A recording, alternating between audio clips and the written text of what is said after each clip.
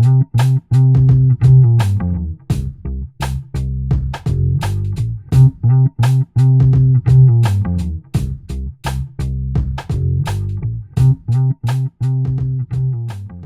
Joe,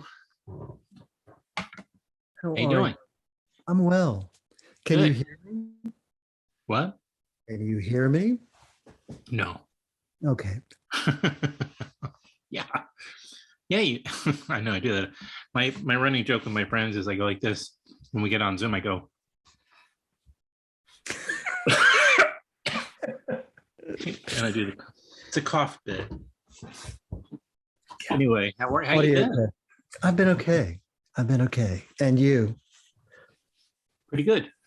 You're in the Hudson Valley. hmm Still, I'm in the southwest corner of the Catskills. I'm I'm on the east side of the river. On the east side of the river. Yeah, so I'm like halfway between, for all intents and purposes, I'm about halfway between Rhinebeck and Hudson, Right, right. close to Bard. I know the area. Yeah, I bet you do. It's beautiful, but I'm about 2.5 hours away. I remember. So it is on the other side of the river, and it's much closer to Bethel, which is where the Woodstock Music Festival actually happened. You have to tell me. Yasgur's Farm, I know. Right. But, for those people who think that the Woodstock Music Festival happened in Woodstock, which is very close to where you are, they learned something new. Right. Oh, yeah. No. And in fact, there's a venue called Bethel Woods, which I'm working at a radio station these days, and they're one of our clients, that venue. Right. Cool. But and there's right in the middle of what was Yasgur's Farm, where this festival was, there's a museum. Right. I mean, I've been to Bethel Woods because they have concerts in the summer, mostly rock music. Right. And my son actually teaches at Bethel Woods. Really? Kids, it's a part-time gig that he does on occasion when That's he's nice. not on the road with his rock and roll band. Right. That's right. I remember that now. It's all coming back. My synapses are kicking in, and Yeah, mine too. so let me what was I going to ask you about? Got off track a little bit, but so okay, so you're what town is it that you're in? Livingston Manor. Oh, that's right. Because when you got COVID almost 2 years ago, right? 2 years ago. Well, it was in December Oh, 2020. 20. Yeah. But it would have been, late. So a year and a half ago. Yeah. Right. Did everything? In fact, I was with the doctor who I was seeing when I was very sick with both COVID and Lyme disease. Oh my God. Today. And he actually announced to me that he'd been thinking about me a great deal because he wasn't sure that he had diagnosed everything correctly. It had remained a mystery to him. And he actually said, "You had long COVID." And he was absolutely convinced that I'd had COVID for a long time. This is what he told me today. And I must have been asymptomatic. And then months later, I was just knocked off my feet. And the reason he thinks it was a case of long COVID is that, the illness really lasted for a very long time. I mean, I was sick for 2 or 3 months, and now I feel fine.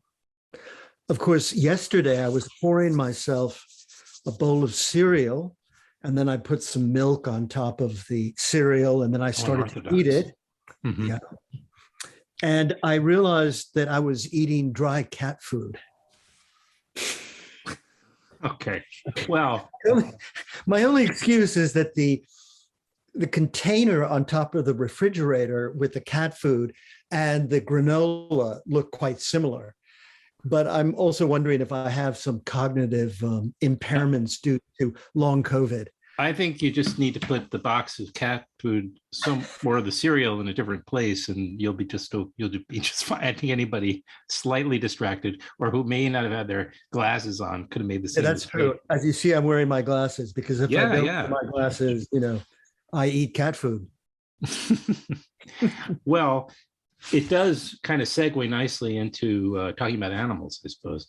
Right. But up here where I am, um, I mean, there's a title card in your new film which says how we're very distanced from animals. It's a way of being able to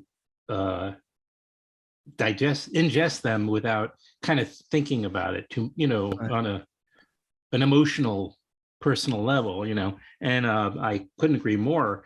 However, up here, I at every opportunity, and there's so many farms around here that I find myself constantly engaging with animals of all varieties, including Belted Galloway cows. Really, I didn't know that. They're quite rare, the Are belted they? gold. Yes. Because they're okay.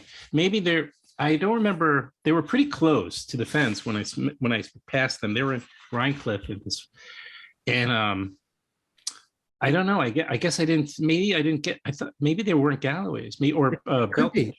There's no, I mean, yes, they could be. But they look just like that. They're beautiful with that reddish, orange, Right. thick fur.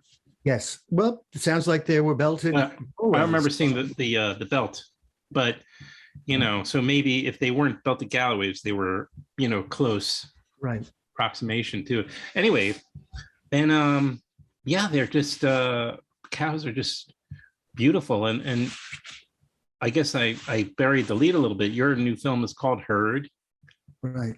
to set it up a little bit, and it's about this farm. Go ahead. Well, yeah. Well, I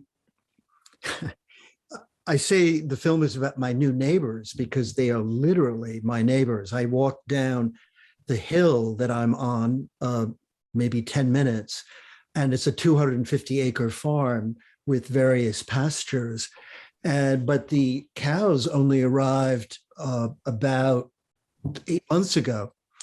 The farm had been kind of abandoned for quite a while, and a younger couple bought the farm, and they're doing experiments, with newfangled techniques in farming, in planting trees, and they brought this herd onto the farm. And I happened to be there the day the herd arrived, and I was intrigued.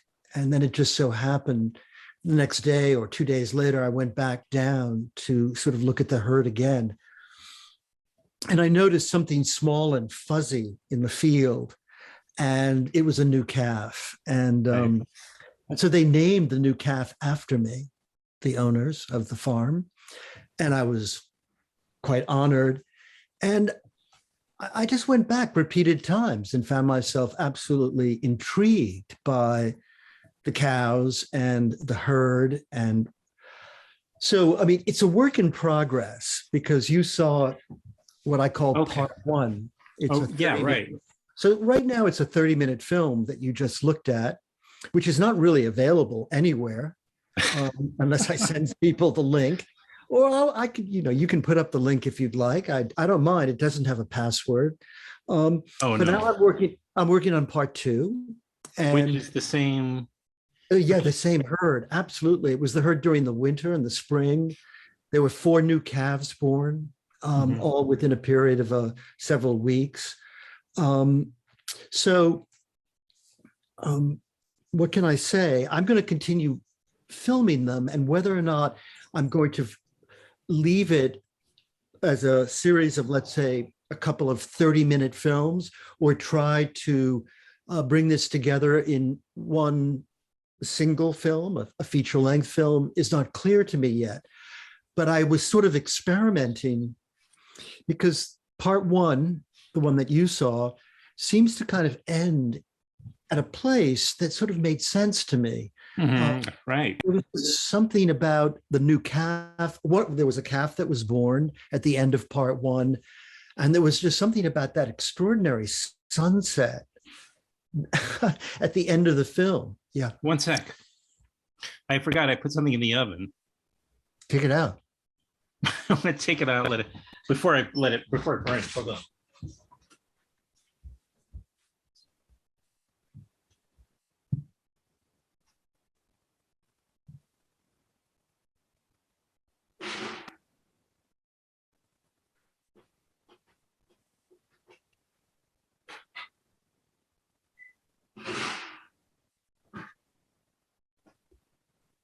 Sorry, Michelle. That's all right. Did you? I hope it wasn't a cow that you have in the oven. Well, I even though I've been engaging with animals, I haven't gone, and I love them, but I have a special affection for animals that, as I get older and older, it deepens. But I haven't gone vegetarian. I'm just more careful about what I eat. But right. Did you know that there is another documentary about cow?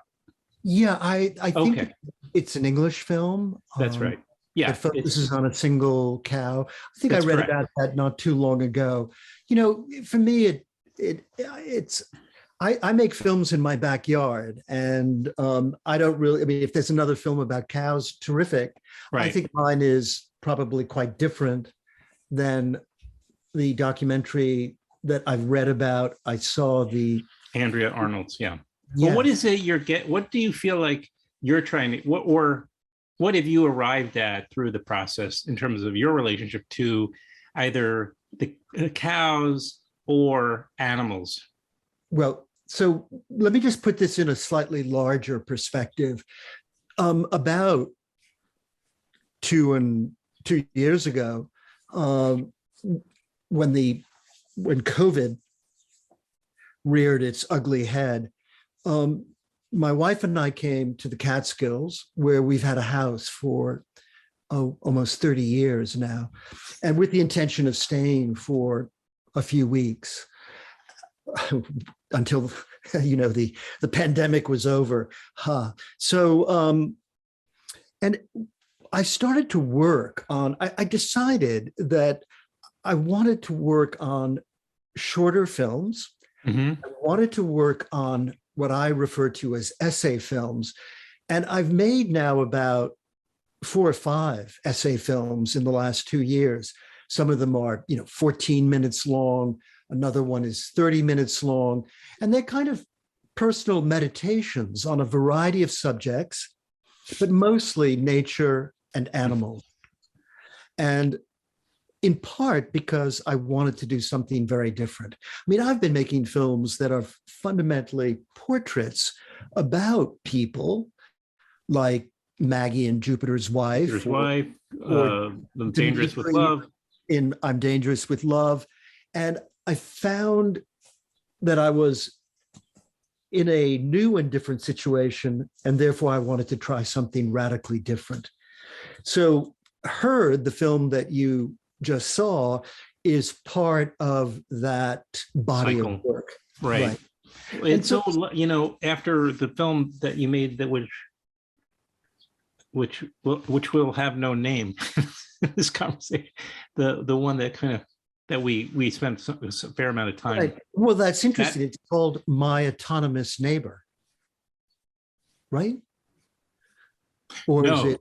I'm sorry, going back. An autobiography of Michel Negroponte. Yeah, I was going to say this, the film that will whose name we will not speak, but it's okay. But I know that almost, that took so much out of you. But it's quite nice to see you moving into this, what feels like a lot of, forgive if I get sentimental almost, but it's like, I don't want to be,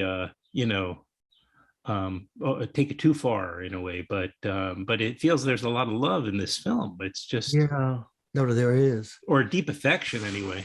Right. I mean, yeah.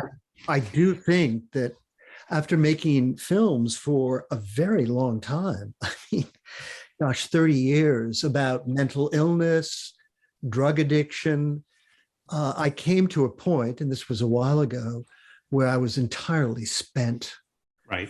I just felt Remember like that. I landed headfirst in a black hole. And I realized there, then and there, that I had to sort of move in a new direction. And so that's still part of that. And I think that it's true that the new work is more loving, it's gentle, it still has humor. And, you know, I also think that in some ways, filming animals right now for me is the right place to be. Yeah, no, I understand. Film Nothing against damaged people, but you know, film subjects can be very difficult.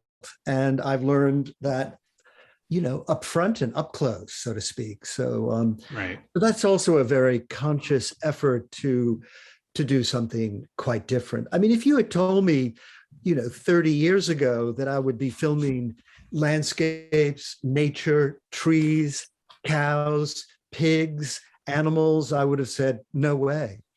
But that's the funny thing, you know, about Right. This thing called life, is that we get moved in directions that we sometimes are surprised by or never anticipated. But I'm trying to really. I might have a contact for you at Mutual of Omaha, just if you're interested. So, you know, I also, though the film is called Herd and it's clearly about belted Galloways, I also think it's very much a film about human beings. Well, yeah, And that's what I was going to ask next. That's part of the essay element. You know, I fold in these tangential stories. They're very brief. They're sometimes archival footage. Sometimes they're photographs, title cards. And most of those tangential elements are about humans.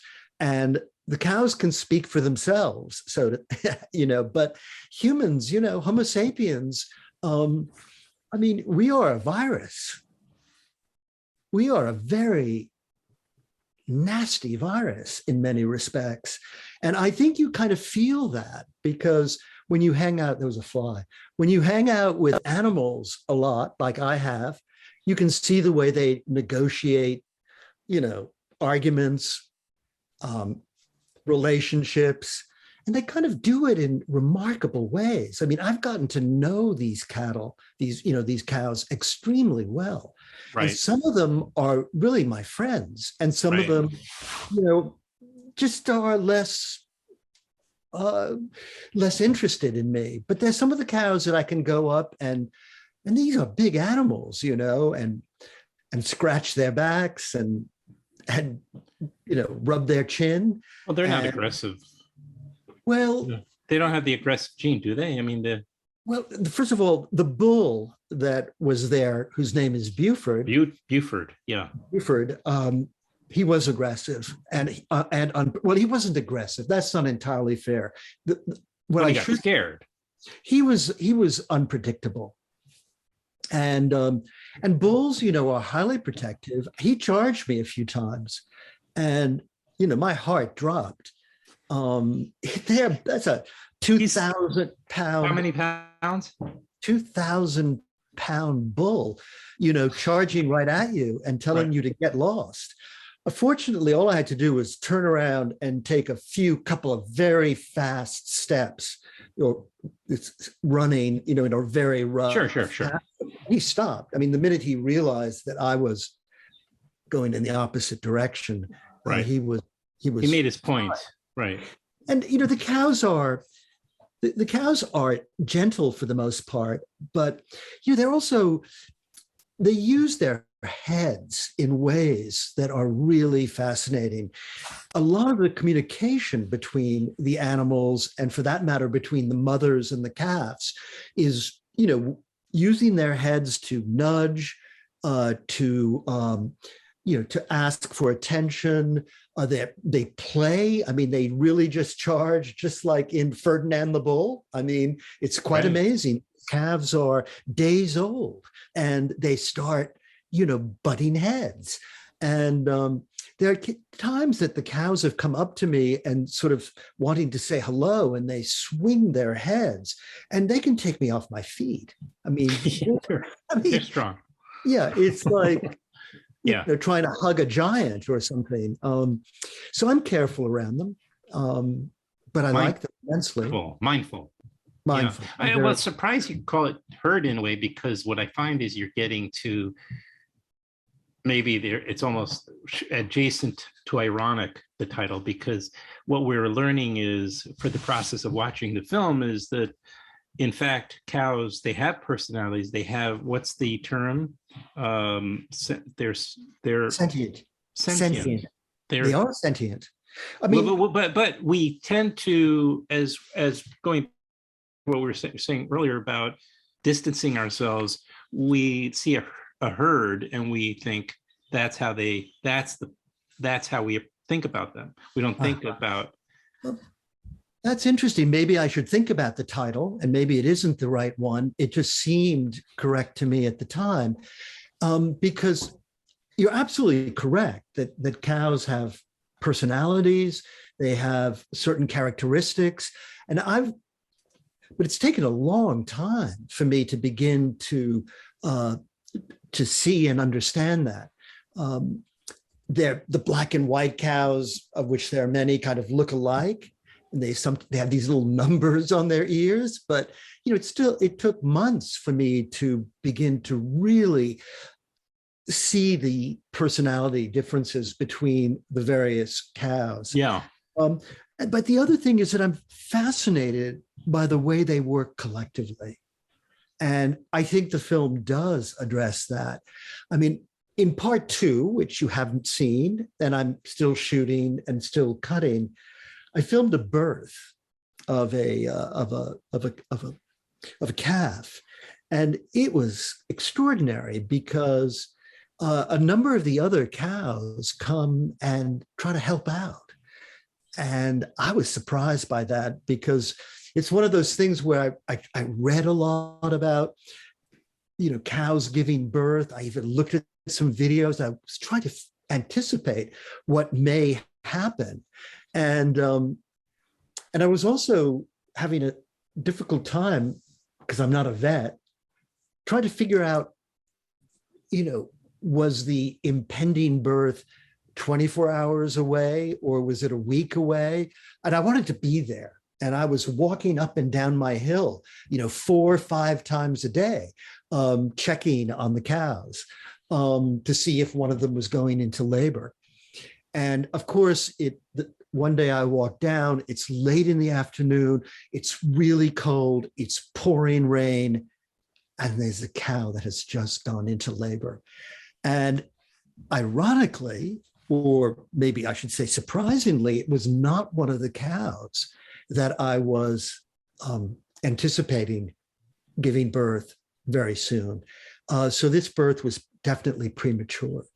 And I don't know, I mean, maybe the other cows sensed it, but it was intensely dramatic. I was just amazed. Of course, that was one of the cows that I don't know very well that was giving birth, a cow that was kind of more distant and less friendly. Mm-hmm. The first thing she did when she saw me standing in front of her, filming her, is she charged me.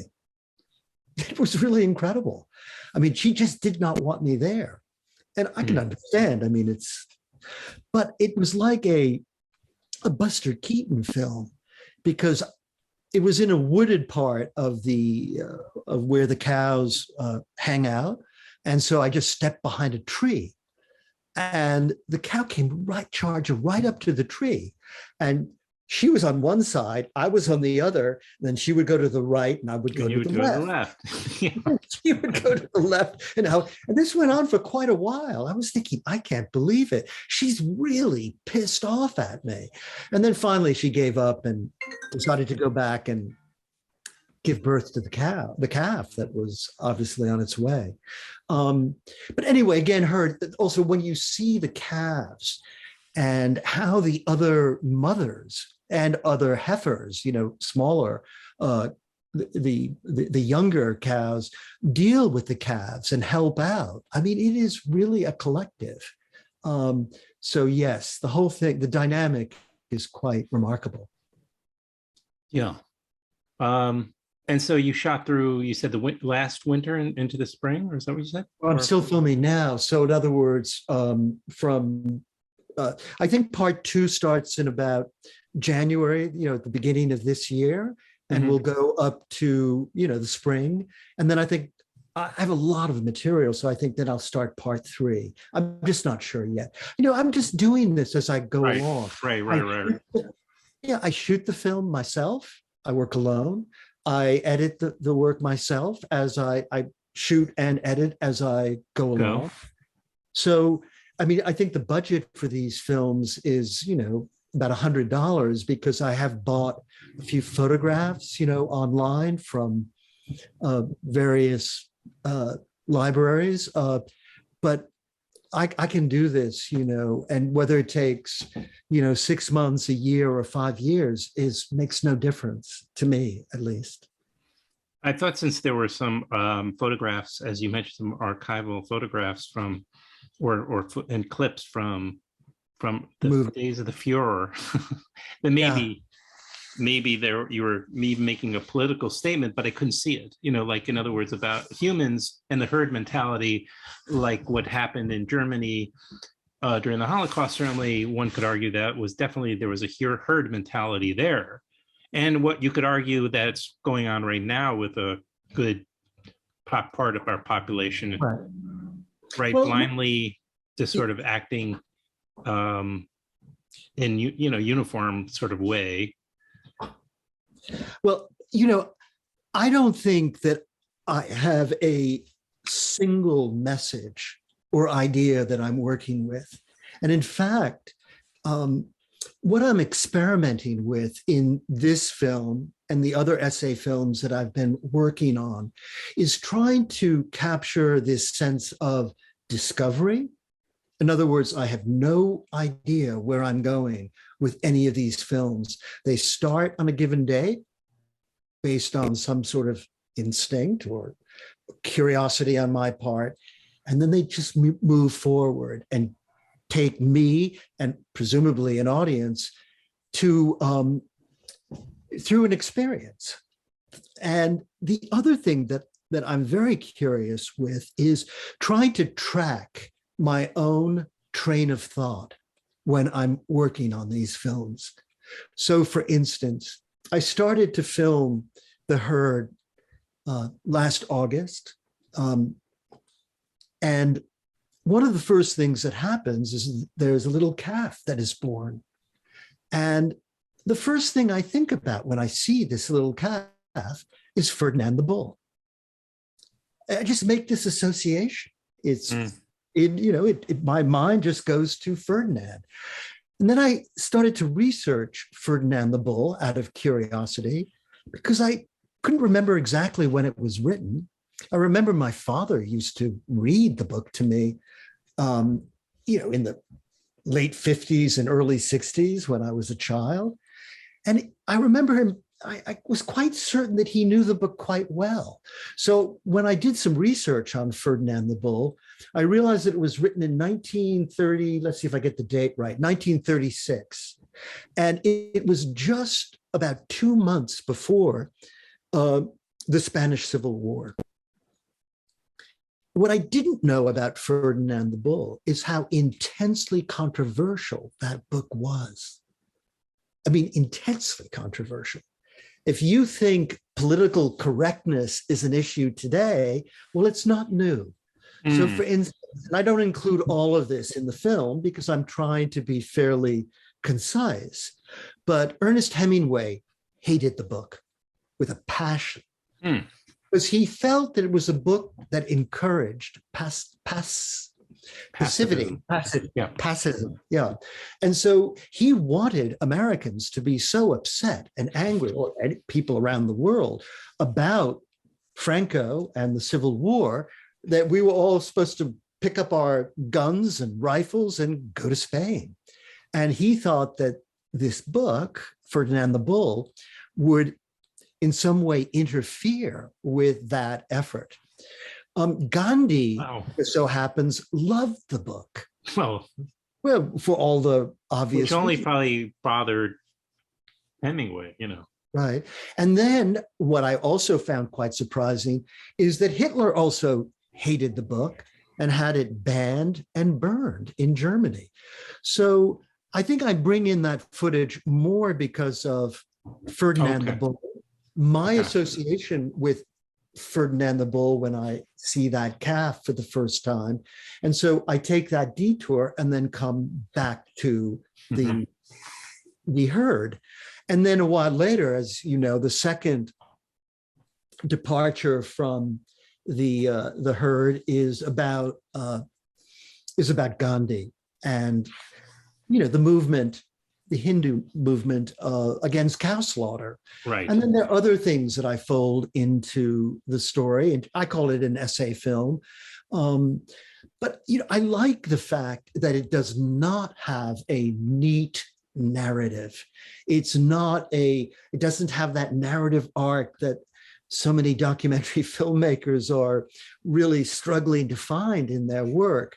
I want this to be a meandering journey that I take an audience on, that is not only about the cows that are in front of the lens, but also the ideas in my head and the things that I'm considering while I'm making the movie. It's interesting to me because I have shown the film to people, not a large number, but people very rarely talk about the section with Hitler, or the section with Gandhi, the section about viruses. All those elements that I've actually folded into the film. I mean, they're there. You can't miss it.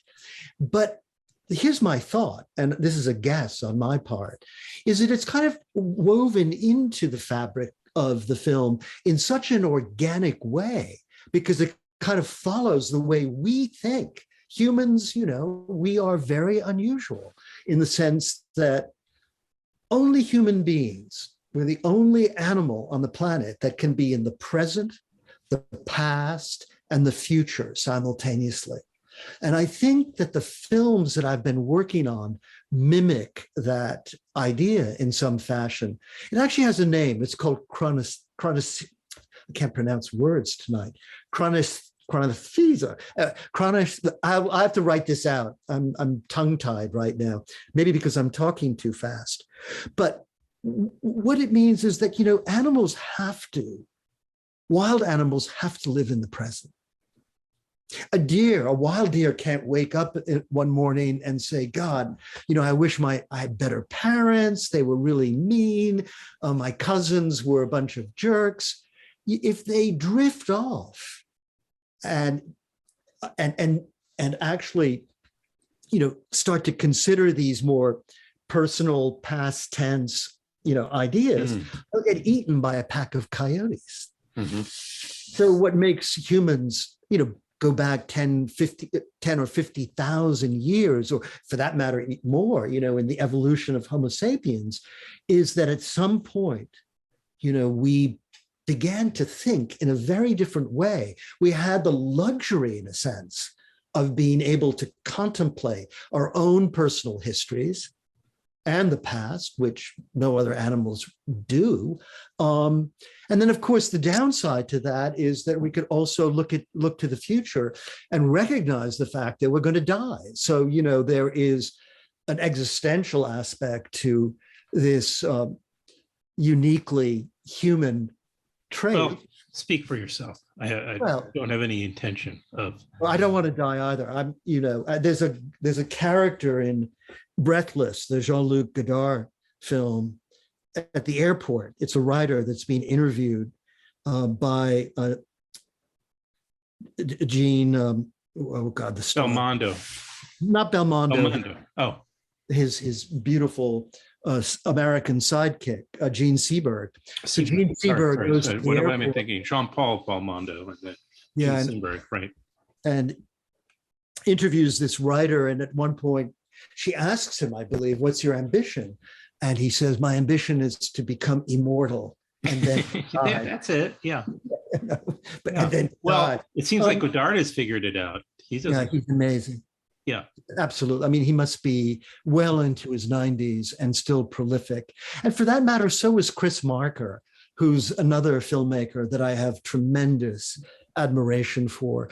So, And I you know, have to, by the way, I'm going to hook you up with another documentary filmmaker, who came on recently, who I'm surprised he didn't know you, because when we were talking, he just sounded exactly like somebody who would love to talk documentary nonfiction filmmaking with, and his name is Hugo Perez, and he's a great filmmaker. no, I don't, I don't know his work. I would love to, thank you, put me in contact with him. I mean, I am, the work that I think about, and it's not new work. These are filmmakers that are more or less, my generation. And I think about, Jay Rosenblatt, who made Human Remains and Phantom Limb. I think he's from San Francisco. Yes. I think about Guy Madden's film, My Winnipeg, which, he's from Winnipeg. And I'm a huge fan of Guy Madden. And this was... Both have been on the show. Good. And I had good company, obviously, or they have good company, depending on how you want to look at it. I think I mentioned Alan Berliner. If I didn't, I meant to, and his film Nobody's Business, and many, many others. In fact, Alan and I've been sending this work to Alan Berliner and to Ross McElwee. And so we have a dialogue about it that's alive. And right now, that's really... I'm not trying to present this to film festivals, to TV programmers. That's not what I'm doing. I mean, it's not really, I want to make the work. That's what really, at the moment, and that's really my major concern. I did see a film recently, which maybe you have seen as well, which I thought was a beautiful experiment in nonfiction, in what I call creative nonfiction, and it's called 32 Sounds by Sam Green. I don't know if you know Sam Green's work. Yes, I do, but I have not seen it. But I know him. And he did a film about the Kronos Quintet. Yeah. Which I think is called, let's see, 1,000 Thoughts. Now, what Sam is doing, which is really wild, is that he's doing live performances. Right. And so I think that's his preferred way of presenting the work, is that the work is screened. And I believe he sits on the stage, and maybe there's some other people on the stage with him, and he narrates it live. So he knows the work obviously very well. He works from a script. I think there might be some improvisation. It's interesting because I know that is how Guy Madden created the voiceover for My Winnipeg.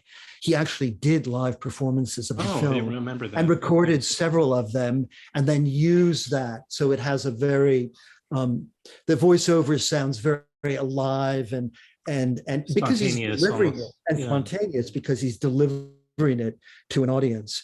But again, I mean, I'm very interested in the experimental nonfiction world, space. Yes, and I don't think it gets nearly enough attention these days. I think that we're in a period of time when, let's say, the more traditional and more journalistic documentaries get most of the attention, or let's say films that are advocacy films. And I understand perfectly well, we are living in a highly politicized time, but that's not the kind of work that I make. I'm happy that other people make it.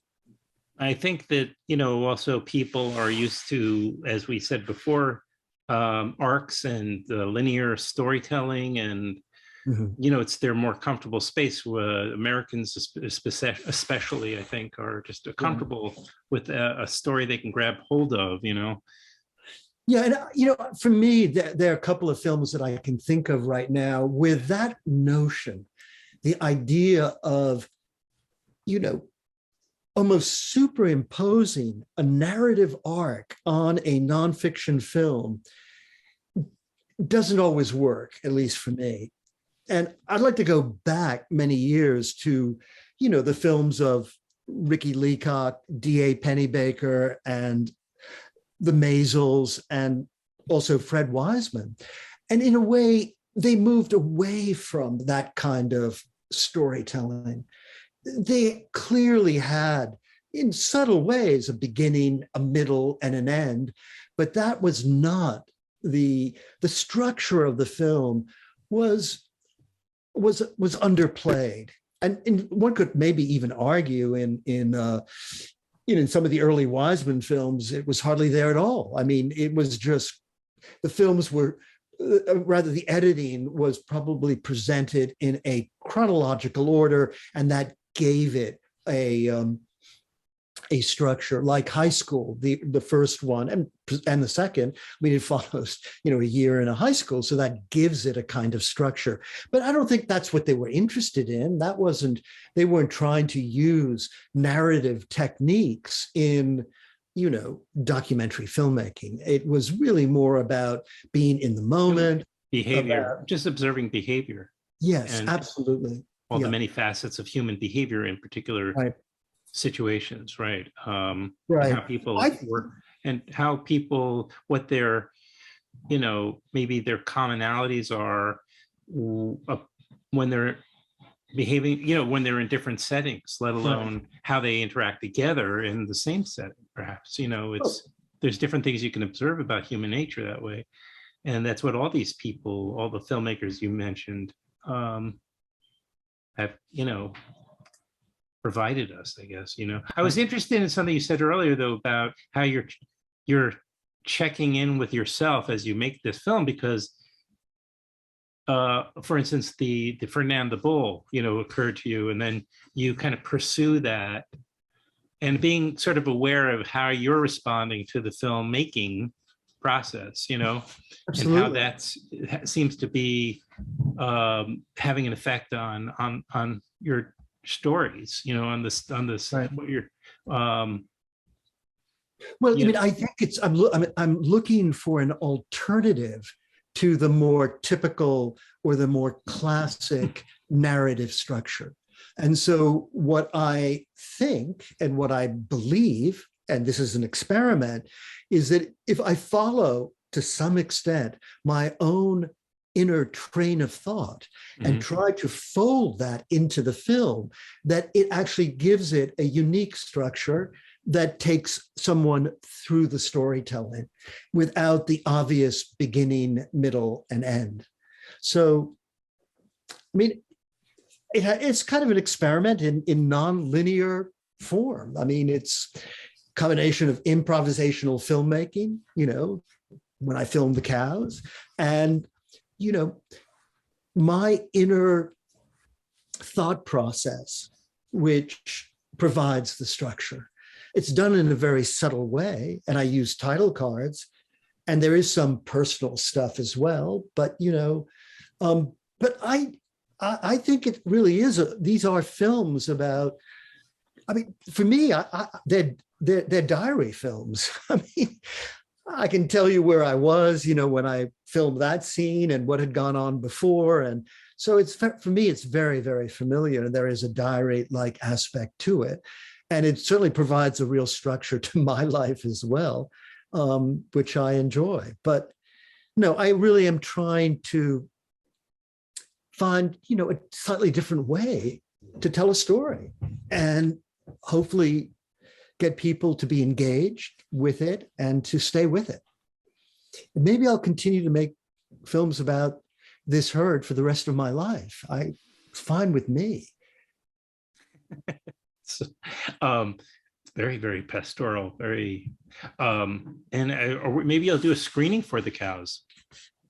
Oh, oh, I would love to. I tell Joni, my wife, that I'd like to invite some of the cows up to our house for dinner. Just bring them in. There's one cow, the one that was named after me, the first little calf that I saw.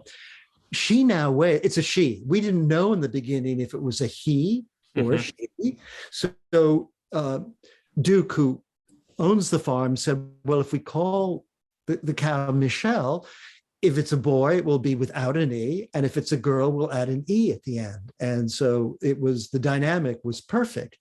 Neither of us are experienced farmers or vets. And actually, when a calf is newly born, it's not that easy to distinguish, to determine the gender. But it turns out that it is a little girl. The easiest way to figure that out is just watch them pee. That's really the trick for someone like me. Anyway, Michelle is now, she weighs probably now about 600 pounds.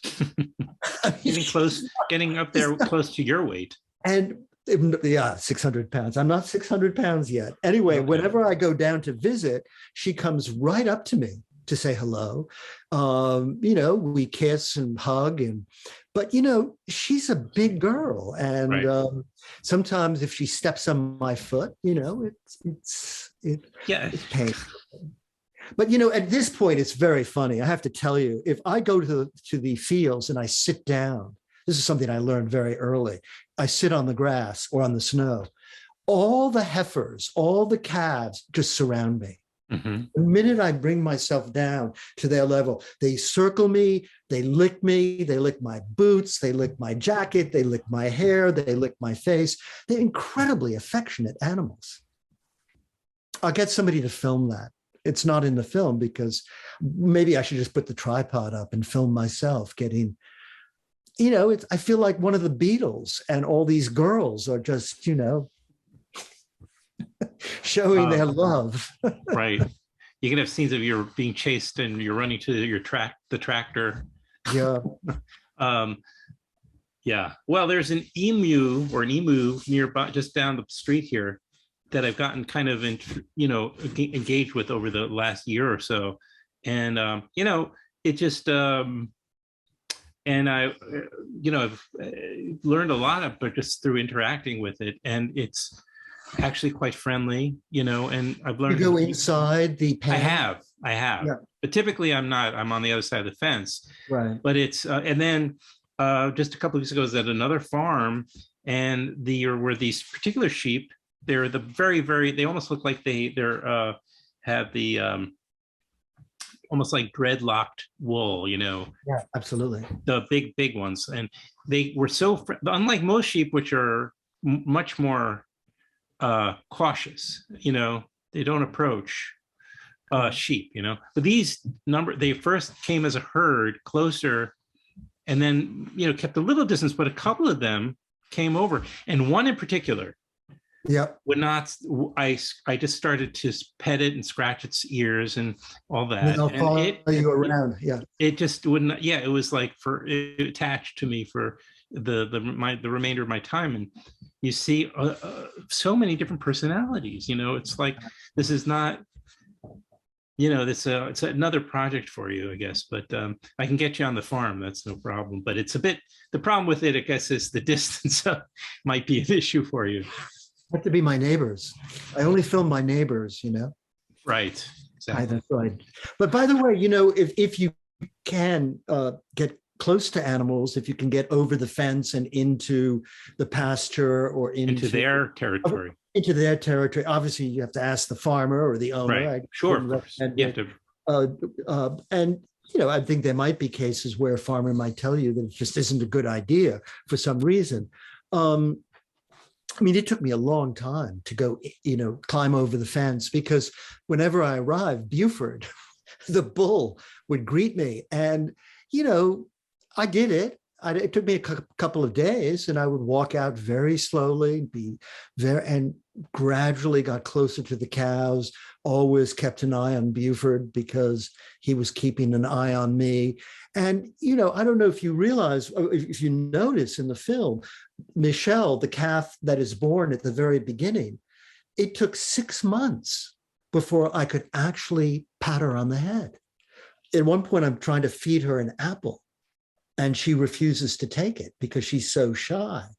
Now I go up to her, and she's very friendly, but it takes a while. The other thing for those, I've learned quite a bit about cows.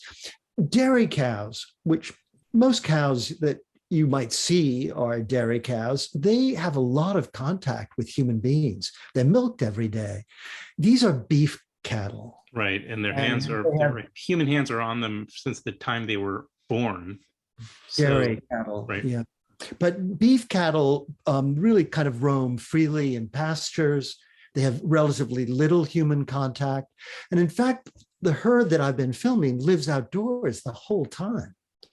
And by the way, it's going to be a no-kill farm. They're not going to slaughter these animals. They're going to breed them. And the little bulls that are, fine examples of Belted Galloways will be sold and produce more Galloways. Now, what happens after that, I don't know. But these cows have a very good life, and I'm happy for that. How convenient that you just don't have any idea what happens to them. Well, no, on this farm, they will not be killed. No, I understand. And people who own the cows are, they just decided that they liked the cows, and they saw how much I loved the cows. And so I think I showed them the film, and I think that's when they decided that it would be a no-kill farm. I accomplished something. Wow, that is an accomplishment. Well, because I was afraid that one day they was going to drive up with a truck and take the cows away to slaughter them. And I would go lie on the road and prevent the truck from leaving the property. Well, don't see Andrea Arnold's cow film until after you feel like you've kind of done your own film, because you should. I think I know the ending. Okay. Is that what you're talking about? Yeah. Yeah. And just in general, it's just close enough of a topic, which, is probably dairy cattle. They're definitely. Oh, yeah. It's a British dairy cat farm. So there's a lot of human interference and pride. Yeah. But although I was also surprised there were great periods where they were also in a pasture, allowed to roam. It was in a good farm, in a really sort of a humane type of setting, or bovine, if not humane, But anyway, but your film is, I see, very, very different kind of direction. So, well, this has been wonderful. And I love hearing just about your thought processes and the creative process, as you're figuring it out too. Yeah. I think there have been times in my life where I figure out what a film is about after I finished it. Yeah. Yeah. Yeah. Or maybe I thought it was about something, and in truth, it turned out to be about something quite different. So, but I think that should be part of the creative process. I've always argued that if you know exactly what you're going to do before you make the film, why bother making the film? That's a good point. Yeah, exactly. If there's no journey to it with or open-endedness. Yeah. I'm talking about nonfiction filmmaking, obviously. No, I get it. Right. Of course. There are people who have done improvisational, dramatic work, whether it's Cassavetes and others, but I'm not talking about that. I'm talking about nonfiction filmmaking, and specifically present tense nonfiction filmmaking. There are people who do past tense documentaries, and they do them brilliantly well, like Man on Wire. that's not verite. That's not present tense. It's a story that happened decades ago. So it's a very different kind of filmmaking than what I'm talking about. Very different. So I'll send you some more essay films if you'd like. Love it. Yeah. Please do. And if you have a clip that you can send me from this thing, I think it'd be nice for reference for people to see it. Oh, And you then can put it up on the Yeah. website. Oh no, right in this video. All right. I'll send you a clip or two. Can you do it? Well, actually, unless you have it tonight, it doesn't. I can also just take a little bit of the Well, why don't you see what it looks like? You can download that, by the way. Yeah. I can And just, if it oh, you're going to put this up tonight? You work fast, young man. Well, it's very, very pure nonfiction. This is cinema verite radio. It sort of has that, yeah. Radio verite. Thank you, because I you put have a up lot the of great website? stuff. What? Can you put up the website?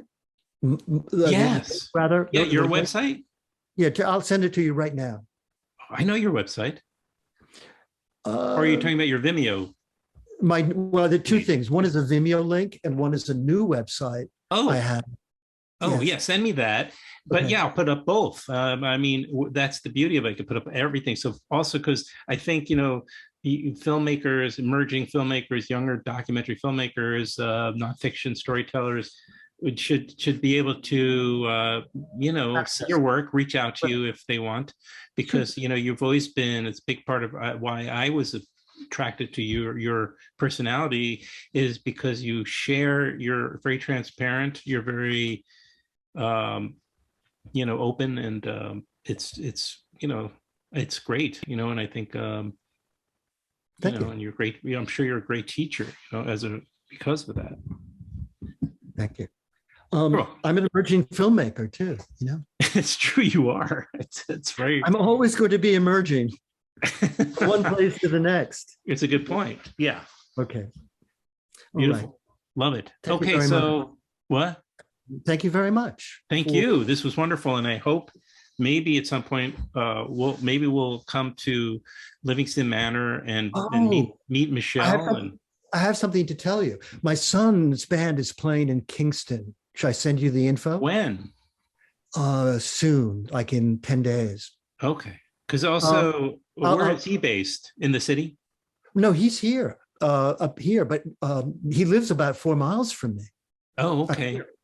The band is Gorilla Toss, and they have a new album. I remember that. Okay. I'm plugging, called Famously Alive, and it's their first record for Sub Pop, and it's a lot of airplay. They should send a copy over to the radio station I work at, because you never know. Which one do you work at? It's WKZE, and check out if they know Gorilla Toss. You may already have the album. I don't know. I haven't seen it come up yet, but it's an independent radio station, a very old fashioned, really fantastic spot. And people send in their music all the time. And we have like bands come, or, it's much more roots oriented stuff. But we have people come in all the time and play now that, as long as they're vaccinated accordingly. Is it near Poughkeepsie? No, it's right near, I'm in Red Hook. In Red Hook. Okay. Yeah, just near, Rhinebeck, and right across the river from Kingston, Cool. All right. Yeah. I'll send you the info. Do make sure you do that. And if the dates work, we'll go see them in Kingston. Are you going to go? Yeah. Oh, you're going to be there. Well, there's another reason to go. Yeah. Okay. What venue? Do you remember? I'd have to look it up. I have to look it up. We'll plug that too. Yeah. Okay. All right. Take care. You too. Bye-bye. And give your wife my best. Yeah. Take care. Okay.